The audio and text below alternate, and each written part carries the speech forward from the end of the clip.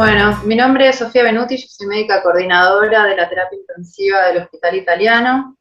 En este Ateneo vamos a hablar de los tratamientos farmacológicos para COVID severo y crítico, que son los pacientes que nosotros atendemos.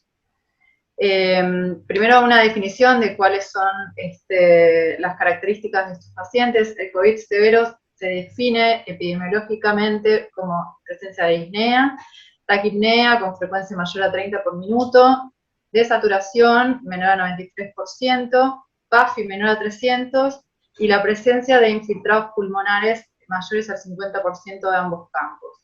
Y el COVID crítico son estos pacientes severos, pero que agregan requerimiento de algún soporte vital por falla orgánica aguda.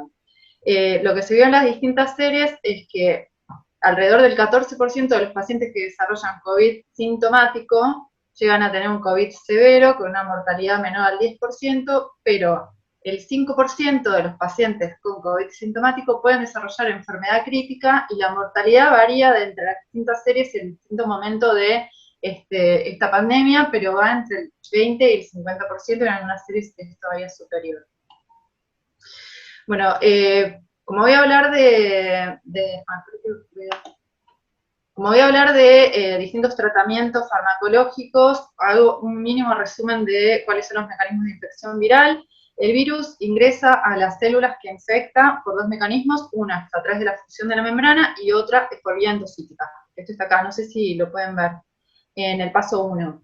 Cuando entra por endocitosis, requiere la lisis de esa pared, esa membrana, y para eso necesita algún tipo de pH específico para la función de algunas enzimas. Entonces, a ese nivel es donde actuaría la hidroxicloroquina. Después de eso, hay una serie de enzimas que lo que hacen es la replicación del ARN viral. Dentro de las proteínas que produce el virus hay un par de proteasas sobre las que actúa el lopiridonavir y en otra proteína, perdón, me voy a sacar el barbijo, así me escuchan mejor. Y otra proteína no estructural es donde actúa el remdesivir. Después el virus se ensambla en el aparato de Golgi y sale de las células por exocitosis. Bueno, para poder hablar un poco de cuáles son los tratamientos, primero, a la hora de elegir tratamientos farmacológicos para esta enfermedad, es importante ver cuál es la severidad de la enfermedad y cuál es el momento de evolución de la enfermedad.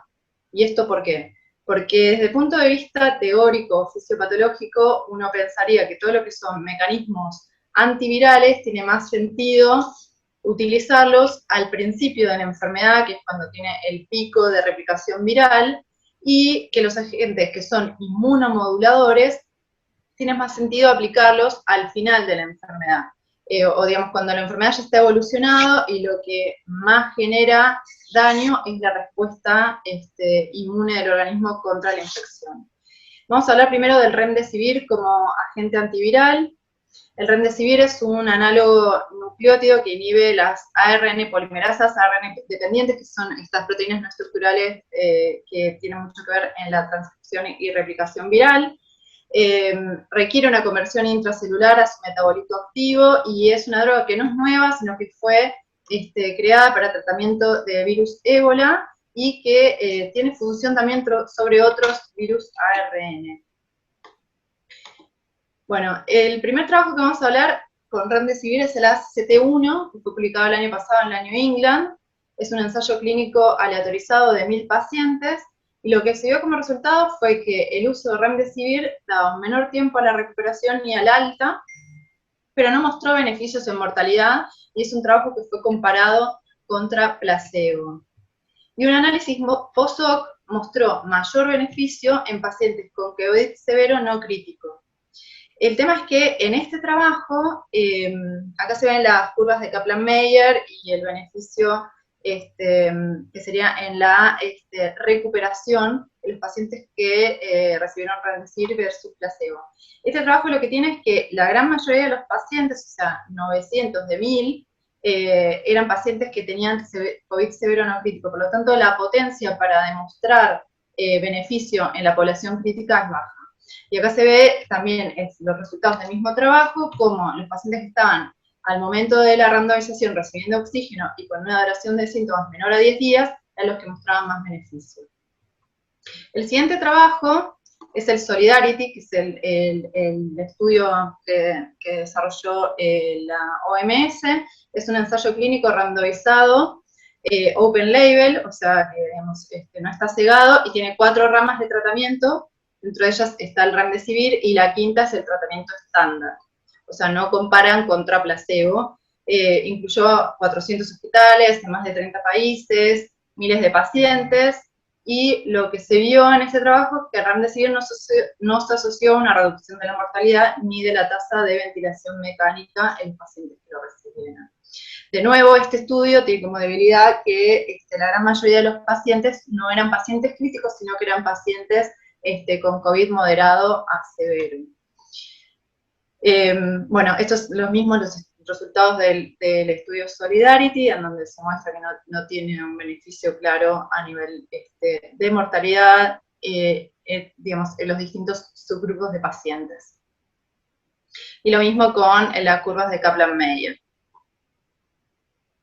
En conclusión, el remdesivir parece tener utilidad en pacientes con oxígeno, con menos de 10 días de inicio de síntomas, y se vio que podía llegar a tener un mayor beneficio en los pacientes menores de 40 años.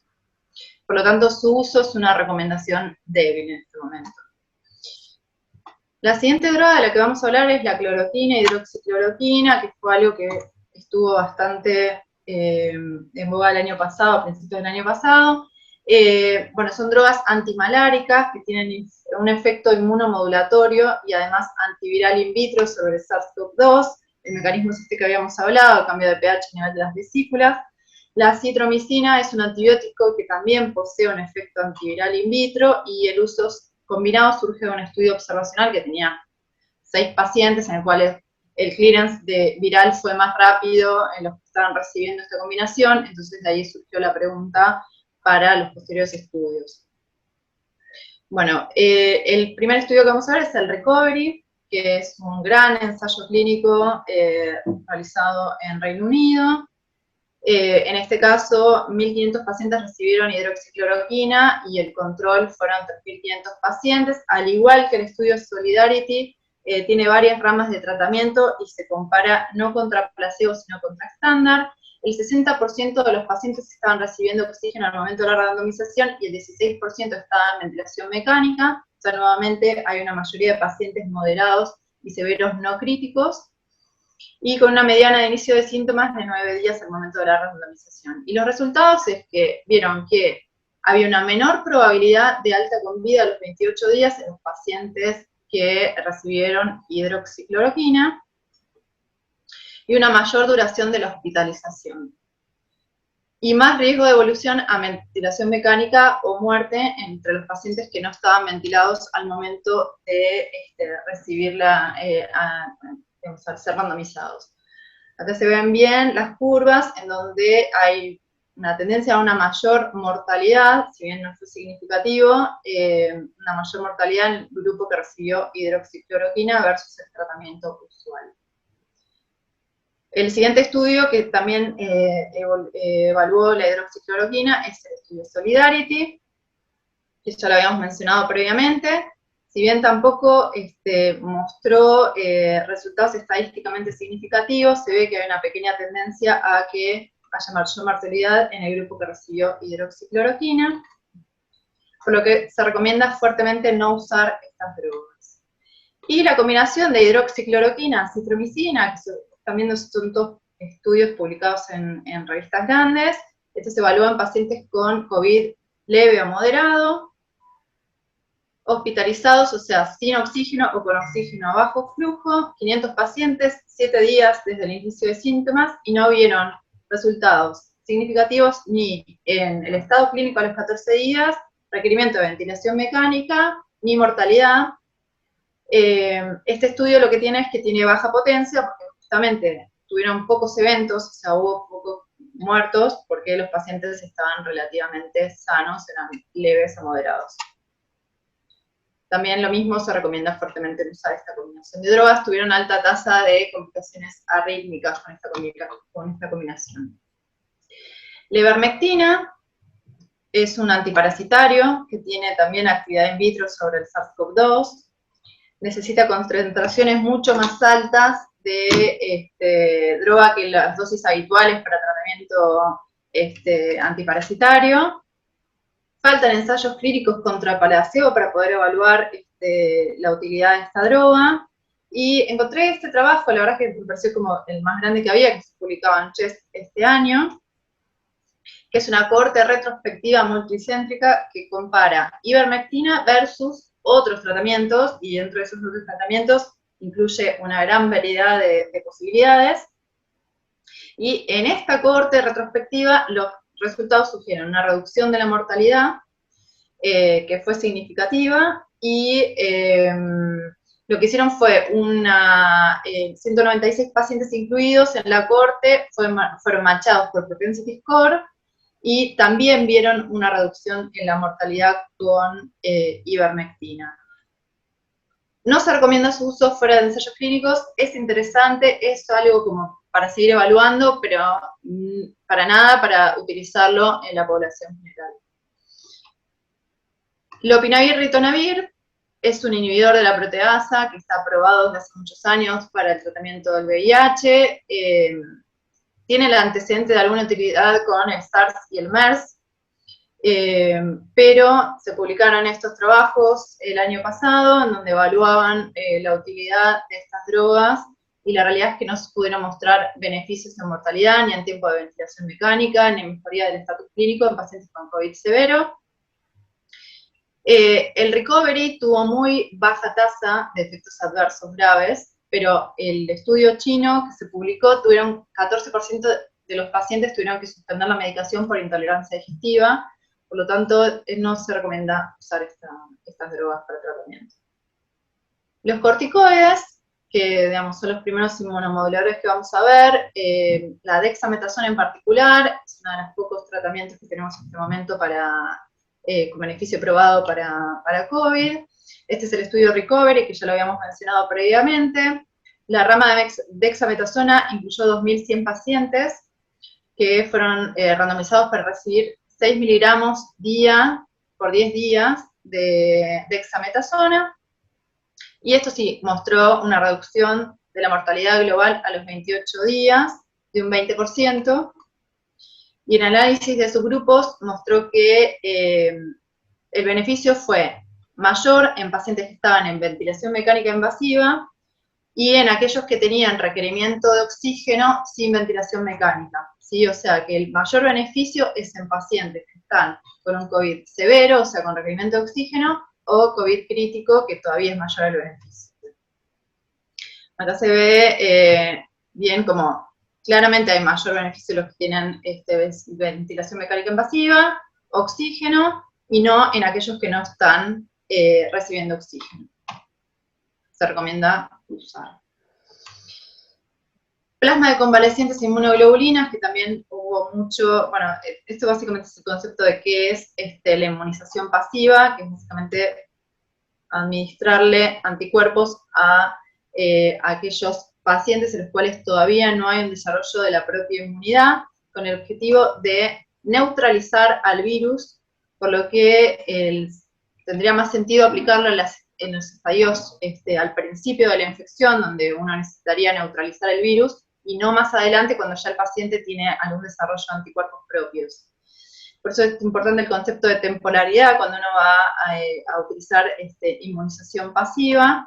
Y obviamente también otro concepto importante es la calidad del plasma. ¿Cuántos anticuerpos neutralizantes realmente le estoy aportando al paciente? Bueno, este es el Plasmar, que fue un estudio multicéntrico en el cual nosotros también participamos. Ensayo clínico multicéntrico randomizado doble ciego, se randomizó 2:1 plasma versus placebo. Se incluyeron pacientes que tenían neumonía por COVID confirmado y algunos de los siguientes criterios, o sea, tenían que ser pacientes que tuvieran por lo menos un COVID severo, o sea, SOFA mayor a 2, una saturación menor a 93%, PAFI menor a 300, se excluyeron los pacientes que habitualmente se excluyen de todos los ensayos clínicos, y además se excluían a los pacientes críticos. Y como resultados, bueno, se incluyeron al final 228 pacientes que recibieron plasma de convaleciente, 105 placebo, la edad mediana fue de 62 años, la mediana desde el inicio de síntomas al enrolamiento fue de 8 días, y no mostró diferencias significativas ni en mortalidad, ni en requerimiento de ventilación mecánica, ni en estatus clínico, ni en alta. Así que, bueno, nada, básicamente fue un estudio con resultados negativos para la utilización de plasma en estos estadios, por lo que no se recomienda usar fuera de ensayos clínicos. Y finalmente vamos a hablar del tocilizumab. Bueno, estos son, yo elegí 4, hay 9 estudios randomizados publicados al momento por tocilizumab, yo elegí los 4 que me parecía que aplicaban más a nuestra población. Uno es el EMPACTA, que incluyó pacientes hospitalizados con neumonía por COVID sin estar en ventilación mecánica, o sea, en pacientes severos, y en estos pacientes el tocilizumab redujo la probabilidad de progresión a ventilación mecánica o muerte como outcome combinado, pero no mostró una mejora en la sobrevida. El COMBACTA incluyó también pacientes con neumonía severa hospitalizados por COVID y no mostró mejoría en estado clínico ni menor mortalidad a los 28 días. El REMAP-CAP, que es este otro estudio que es un ensayo randomizado doble ciego, open label, y lo que hacía era incluir a pacientes que estuvieran dentro de las primeras 24 horas de ingreso a la terapia intensiva, por lo que incluía pacientes que estuvieran severos o críticos y que tuvieran una progresión rápida de la enfermedad. Y como resultado, la mediana de días libres de soporte vital fue mayor en el grupo que recibió tocilizumab. La mortalidad hospitalaria se redujo en los pacientes que recibieron tocilizumab, mostrando una mejoría en la sobrevida. Este estudio tuvo un pequeño N de 40 y pico de pacientes, no me acuerdo exactamente el número, pero eran muy pocos que recibieron sarilumab, que es otro antagonista de receptores de la interleuquina 6, y por lo tanto la verdad es que tiene resultados que parecerían ser bastante buenos. Y después en el Recovery, que también es el mismo estudio randomizado de los británicos, 2.000 pacientes recibieron tocilizumab y se randomizaban pacientes a recibir tocilizumab y como criterio de inclusión eran aquellos que tenían rápida progresión hasta los 21 días de ingreso al trial original, ¿sí? Porque este es un trial de diseño adaptativo. La mortalidad con tocilizumab a los 28 días fue del 29% versus 33% para el tratamiento usual, con una reducción de la mortalidad de 15% aproximadamente. La recomendación de uso de tocilizumab es débil porque hay estudios que tienen resultados negativos y otros que tienen resultados positivos. En parte, probablemente esto porque los diferentes estudios incluyen pacientes en distintos momentos de evolución. Como el tocilizumab, el mecanismo de acción es una droga que es antirreceptor de interleuquina 6, como concepto clínico y como utilización de inmunomodulador, tendría sentido utilizarlo en aquellos momentos en los cuales el paciente está con rápida evolución de empeoramiento clínico, que se asocia, en teoría, a una mayor respuesta inflamatoria. Así que por eso probablemente los resultados positivos fueron en aquellos estudios que incluyeron pacientes que estaban severos y críticos dentro de los primeros días de empeoramiento. Bueno, y como resumen de todo lo hablado, las recomendaciones para pacientes hospitalizados que requieren oxígeno a bajo flujo, se puede utilizar remdesivir combinado con dexametasona sola, y se le puede agregar a todo esto tocilizumab como recomendación débil todo esto. En aquellos que tienen severos, pero que están recibiendo CAF o BNI, que digamos uno ya probablemente lo tendría en un área cerrada, en las situaciones ideales, estos pacientes pueden recibir remdesivir con dexametasona sola, que en este caso ya la dexametasona es una recomendación fuerte, y se le puede agregar tocilizumab también como recomendación débil por lo que hablamos recién. Y en los pacientes críticos, la dexametasona es una recomendación fuerte y se le puede incluir tocilizumab probablemente en los primeros días de empeoramiento clínico como recomendación débil. Bueno, muchas gracias.